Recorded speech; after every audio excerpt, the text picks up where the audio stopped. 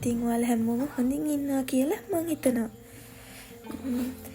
අප්‍රේල් මාසෙත් ඉවර වෙලා මැයි මාසෙ තමයි දැන් පටන් ගන්න යන්නේ.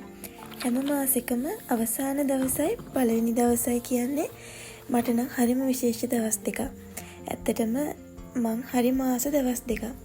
මොකද ගොඩක් වෙලාවට මාසෙක අවසාන දවස කියන්නේ මං ඊළඟ මුළු මාසෙම ප්ලෑන් කරන දවස.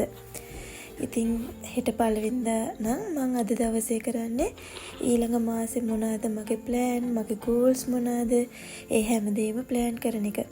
ඒ දේවල් ප්ලෑන් කරන්න මම පාවිච්චි කරනවා ජර්නල් එකක්. මම ජර්නල් කරන පේජ් කීපයකින්ම දැක්කයි කියන්නේ ප්‍රින්ට් කරන ජර්නල් තියෙනවා. ඒ වුණාට මං හරි ආසයි අතින් චිත්‍ර අඳින්න. මට මහ ලොකුවට චිත්‍ර අඳින්න බෑ. ඒ වුණාට අර ජර්නල් එකේ මම්ම චිත්‍ර ඇඳලා මම්ම පාට කරාම මට හරි සතුටක් දැනෙනවා අවසානට. මමනේ කරේ කියන හැඟීම වගේ දෙයක්. ඉතින් මං හරි ආසයි. අනික ඒක මේ ටයිම් එකක් වගේත්නේ. මම මං වෙනුවෙන් නිශ්ශබ්ද තැනක ආසාවෙන් මගේ හිතේ හැටියට මම ඒ දේ කරනවා. ගොඩක් වෙලාවට මම ජර්නල් එකට ඕන දේවල් කලින් ඉඳන්ම Pinterest එකෙන් ෆොටෝස් ඩවුන්ලෝඩ් කරලා හිතාගෙන තීම් එකක් හිතාගෙන තමයි කරන්නේ. ඉතින් මේ මාසේ මෙන්න මේ විදිහට තමයි මම මගේ ජර්නල් එකේ වැඩ පටන් ගත්තේ.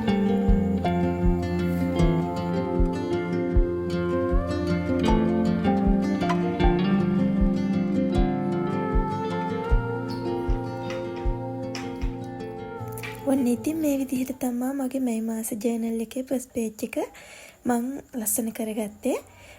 මේ විදිහට කලර් කරලා මම ජර්නල් එකේ මට ආස විදිහට ලස්සන කරගත්තා. ඉතින් මම මේ වැඩේ කරන අතරතුර මගේ ගාව මීනු බබා කැරක් ඉන්නවා. එයා මට මිදි ගෙනත් දෙනවා. එක ඒවා ගෙනත් දෙනවා. එයාත් හරි ආසයි මං චිත්‍ර අඳිනවට. එයා තාම චූටි. ඉතින් මං හිතනවා අපේ චූටි බබාලා අපි ළඟට වෙලා මෙහෙම ආසාවෙන් බලන් හිටියාම එයාලා චිත්‍ර අඳින්න ඉගෙන ගන්නවා. අපි දවසේ වැඩි වෙලාවක් කරන්නේ ෆෝන් එක බලන එක නම් චූටි බබාලටත් ඕනේ වෙන්නේ ෆෝන් එක බලන්න. ඒ වුණාට අපි දවසේ වැඩි වෙලාවක් එයාලට පේන්න පොතක් කියවනවා නම් චිත්‍රයක් අඳිනවා නම් එයාලට අපිට මොන හරි දෙයක් කියලා දෙන්න ඕන නම් අන්න ඒ දේ අපි කරලා පෙන්නුවොත් එයාට සැර කරන්න කෑ ගහන්න ඕනේ නැහැ. ඉතින් එයාලා ඒක ඉබේම කරනවා. ඔන්න දැන් ඉතින් අපි මේ ලෑස්ති වෙලා ඉන්නේ හෙට දවසට ඕනි කරන ලස්සන මල් පොකුරක් අරන් යන්න. මිනු බබා ඉතින් හැමදාම ලස්සන සූට් එකක් ඇඳලා ෆොටෝ එකක් ගහන්න කියනවා. ෆොටෝ එකක් ගහලා ඉතින් ඔන්න අපි දෙන්නත් එක්ක දැන් යන්නේ මල් පොකුර ගන්න ළඟ තියෙන ෆ්ලවර් ෂොප් එකට.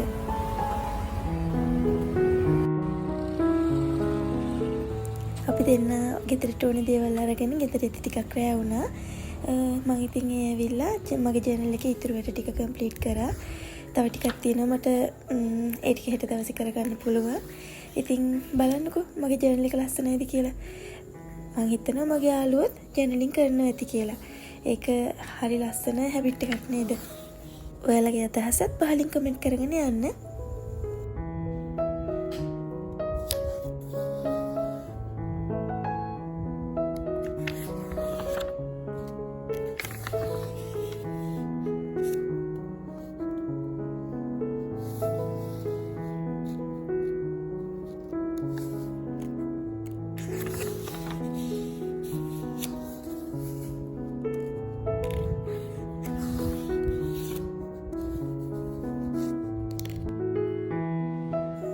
ඔන්න ඉතින් අද මේ පළවෙනිදා මාසේ ලස්සනම දවස නේද?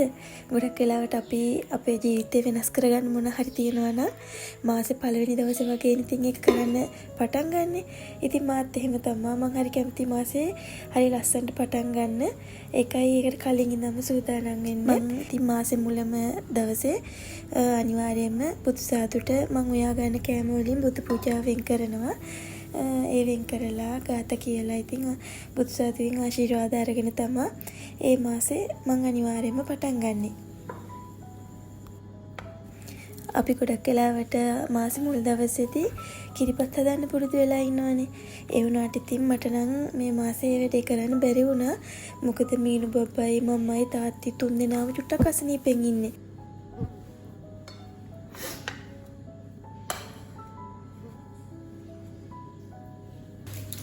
ඔන්න ඉතින් ඊයේ මීනු බබයි මායි ගිහිල්ලා ගෙනාපු ලස්සන මල් පොකුර තමයි මේක.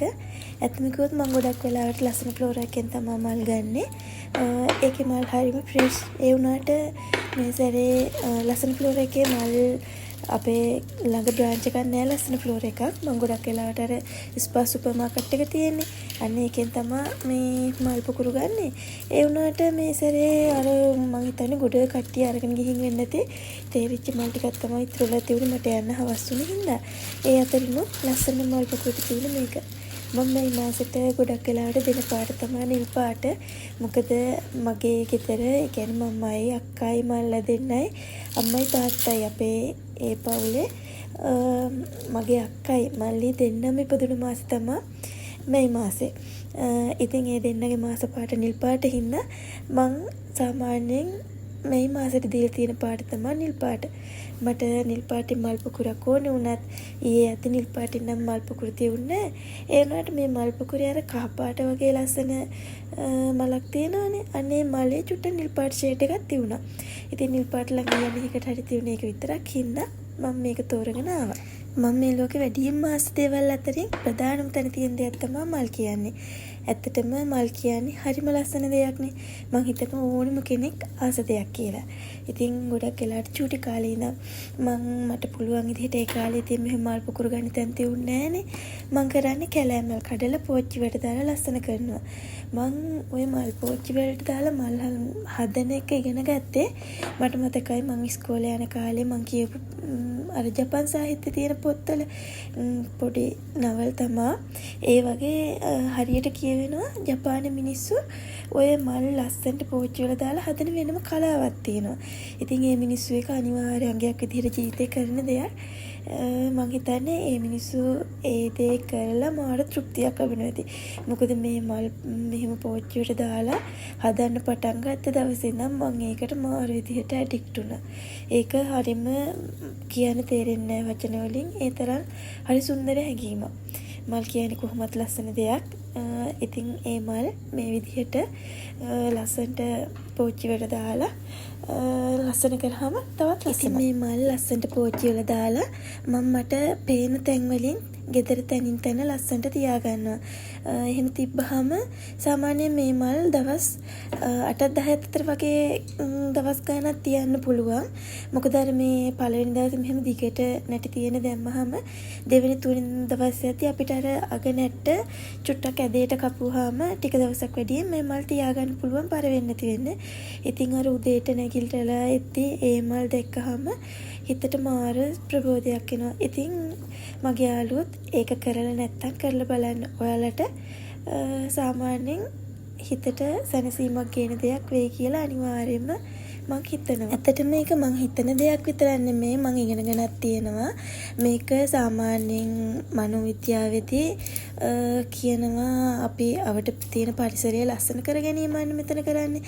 ඉතින් මේ විදිහට මල් පෝච්චියට මල් දාලා ලස්සනට තනින් තන තියෙන එකට අපි කියනවා පීස්ෆුල් සරවුන්ඩින් එකක් හදනවා කියලා. ඒක වෙනම කන්සෙප්ට් එකක්. අපි හරි ලස්සනට මේ මල් ටික හදලා ඒකට අපිට පුළුවන් විදිහට අර එකක සුවඳ ಜಾති ස්ප්‍රේ කරලා අපි අවට තියාගත්තාම ඒක හරි සුවඳයි. සුවඳයි ලස්සන එකතු වුණ තැන කොහොමත් හරිම නිදහස් බවක් නේද එන්නේ.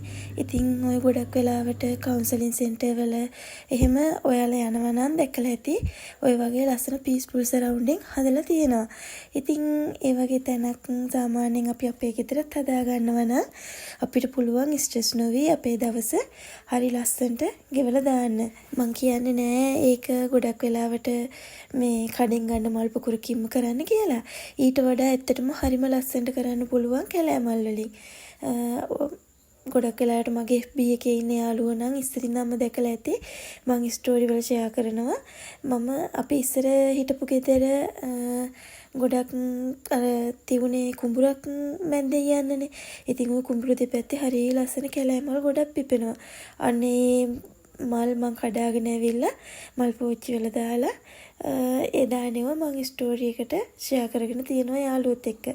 ඉතින් ඔයාලත් ඒක චුට්ටක් try කරලා බලන්න.